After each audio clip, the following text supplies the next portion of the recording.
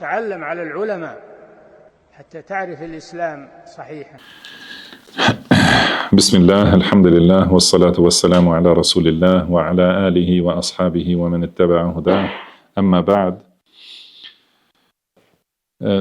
Gjithashtu të marim sot edhe një lutje prej lutjeve të pejgamberit sallallahu alaihi wasallam që janë gjithë përfshirëse. Dhe në këtë lutje përfshihen disa çështje që janë kemi përmendur në këtë zinxhir të mësimeve në lutje të tjera. Ka thonë pejgamberi sallallahu alaihi wasallam, siç transmetohet, do thot nga Mus'ab ibn Sa'd, ai transmeton nga babai i tij radhiyallahu anhu, thot se pejgamberi sallallahu alaihi wasallam ka thënë kërkoni, ose ka thënë Sa'd ibn Abi Waqqas, ka thënë kërkoni mbrojtje tek Allahu me këto fjalë me të cilat ka kërkuar mbrojtje pejgamberi sallallahu alaihi wasallam. Dhe ka thënë Allahumma inni a'udhu bika min al-jubni wa a'udhu bika min al-bukhl wa a'udhu bika min an uradda ila ardhali al-umr wa a'udhu bika min fitnati ad-dunya wa 'adhabi al-qabr. Më thënë Allah, unë kërkoj mbrojtje të ti, unë strehohem të ti nga frika, më thënë që mos jem frikacak, dhe strehohem të ti nga kopracia, dhe strehohem të ti që mos arri deri në nivelin më të ulët të jetës, dhe strehohem të ti nga sprovat e dunjas dhe dënimi i varrit. Pra, këtu në këtë dua që hadithin e transmeton Imam Bukhari në Sahihun e tij. Në këtë dua kërkohet mbrojtje tek Allahu nga 5 çështje. Çështja e parë është frika. Do të thonë që njeriu mos jetë frikacak. Se kjo frika, xhubn, do të thonë është e kundërta e shaja'a, që do thotë trimëri. Pra me këtë njëkohësisht njeriu kërkon prej Allahut subhanahu wa taala që të ketë trimëri, të jetë i vendosur dhe trim në atë që është e vërtetë dhe që është hak i Allahut subhanahu wa taala. Dhe ajo që është e dobishme për jetën e dunjas, për çështjet e fesë, për çështjet e ahiretit, ajo që është e dobishme, duhet njeriu të ketë trimëri për ta kryer. Se frikacaku nuk mund të bëj asnjë vepër, edhe gjithashtu nuk mund të thrasë në fenë e Allahut, nuk mund të urdhërojë për të mira, nuk mund të ndalojë nga të këqijat. Pastaj çështja tjetër ka thonë wa a'udhu bika min al-bukhl, dhe gjithashtu kërkoj mbrojtje nga kopracia. Po ashtu kopracia është pengesë prej shumë të mirave, edhe shpesh herë është pengesë për kryerjen e obligimeve. Do thënë kur vjen çështja e zakatit, do thënë shumë njerëz mundohen të pyesin edhe të ta rrotullojnë çështjen e kështu që t'i bjerë sa më pak t'jape, ose mos jape, edhe nuk japin. Do të thënë, kjo kopraci e bën që mos e kryej obligimin më të madh në lidhje me pasurinë dhe dhënien, zakatin, edhe që është ngarkimi vetvetes me mëkate të rënda. Allahu subhanahu wa taala ka thënë wala yahsabanna alladhina yabkhaluna bima atahum Allahu min fadlihi huwa khayran lahum. Pra mos mendojnë asesi ata që bëhen koprac të shtrënguar me ato të mira që ua ka dhënë Allahu, sa ajo është mirë për ta, bel huwa sharrun lahum, përkundrazi ajo është keq për ta, se yutawquna ma bakhilu bihi yawm al-qiyamah. Do të thënë, do të pllakosen me ato me të cilat, do të thënë, kanë qenë koprac, do të pllakosen ditën e gjykimit.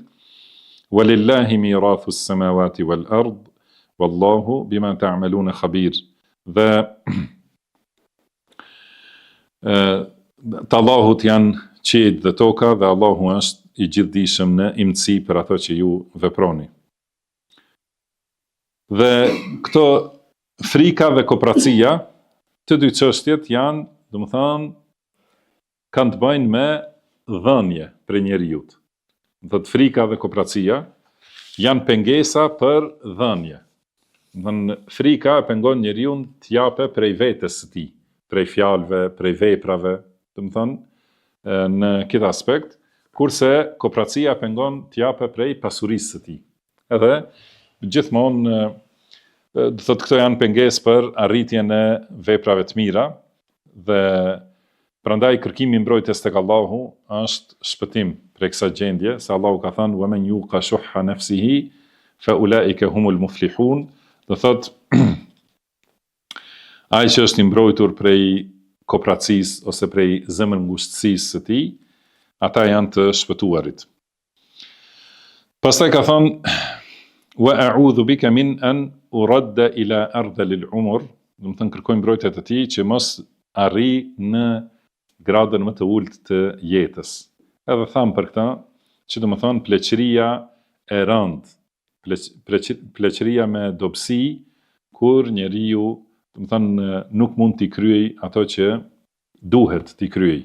Do më thonë, i humb fuqia, i humb shikimi, i humb dëgjimi, i humb mendja shumë për njerëzve, edhe bëhet niveli i jetës së tij, do më thënë niveli më i ulët ose më i poshtruar. Dhe prej këtij niveli kërkojmë mbrojtje tek Allahu. Tham jeta e gjatë me vepra të mira, edhe me shëndet të mirë, me mendje të plotë, do thotë, ajo është dhunti. Jeta e gjatë dhe shëndetshme dhe fuqi me vepra të mira.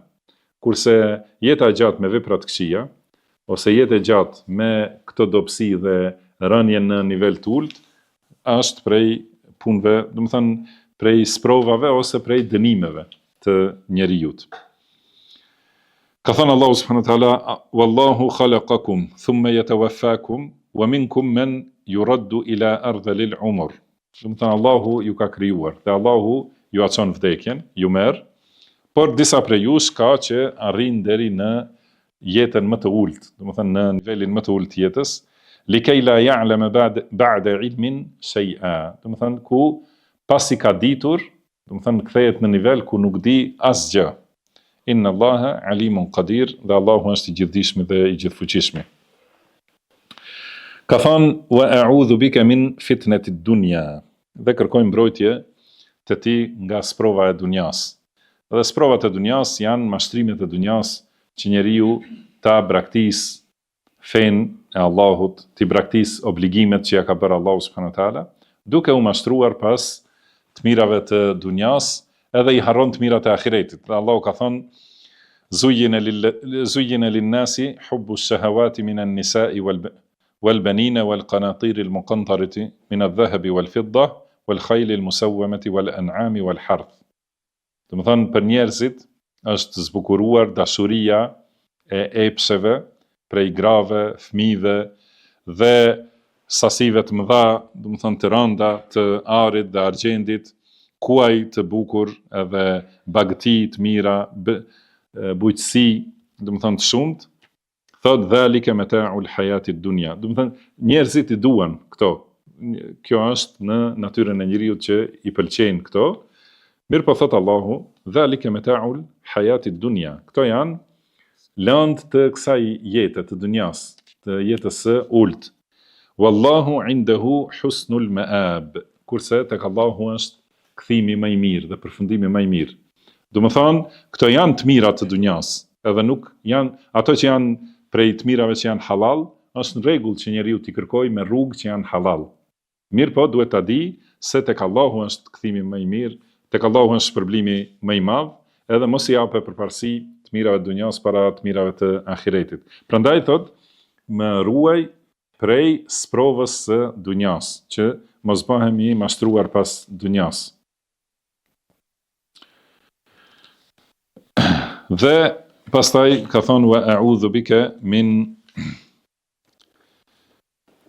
adhabil qabr, do të thonë gjithashtu kërkoj mbrojtje nga dënimi i varrit, sepse varri është stacioni i parë prej stacioneve të ahiretit dhe aty fillon dënimi i njeriut ose shpërblimi, dhe lutim Allahun që të na ruaj prej dënimit të varrit.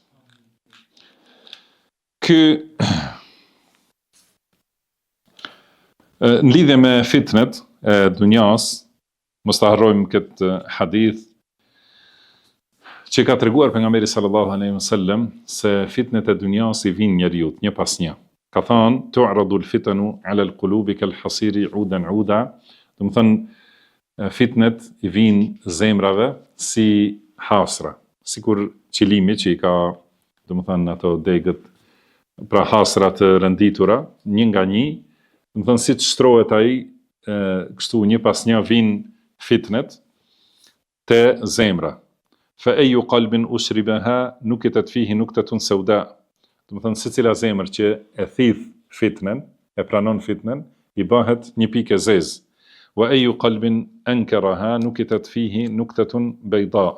Edhe secila zemër që e refuzon fitnen, i bëhet aty asaj një pikë e bardhë. Hatta tasira ala qalbayn, ala abyada mithli as-safa, fala tadurruhu fitnatun ma damat as-samawati wal ard. Edhe kështu duke u shtuar pikat, do të thonë bëhen dy lloje të zemrave. Zemër e bardhë, e çiltër, do të thotë që është si e bardhë si bora, dhe asaj nuk i bën dëm asnjë fitne, përderisa ekzistojnë qiejt dhe toka. Wal akharu aswadu murbadan kal kuzi mujakhia. Dhe ka zemra tjetër bëhet e zezë, e mbuluar me zgjyrë, si kusia që ka ndetur kohë gjatë, do të thënë zjarr, që është mbuluar me zi, dhe që është e përmbysur. La ya'rifu ma'rufan wala yunkiru munkara. Do të thënë as nuk e njeh të mirën, as nuk e refuzon të keqen. Illa ma ushriba min hawahu. Përveç, do të thënë ajo që është në pajtim me epsin e tij. Do të thënë ndonjëherë mund ta qelloj të mirën, ose mund të thotë nuk e dua këtë keq, sepse nuk përshtatet me epsin e tij.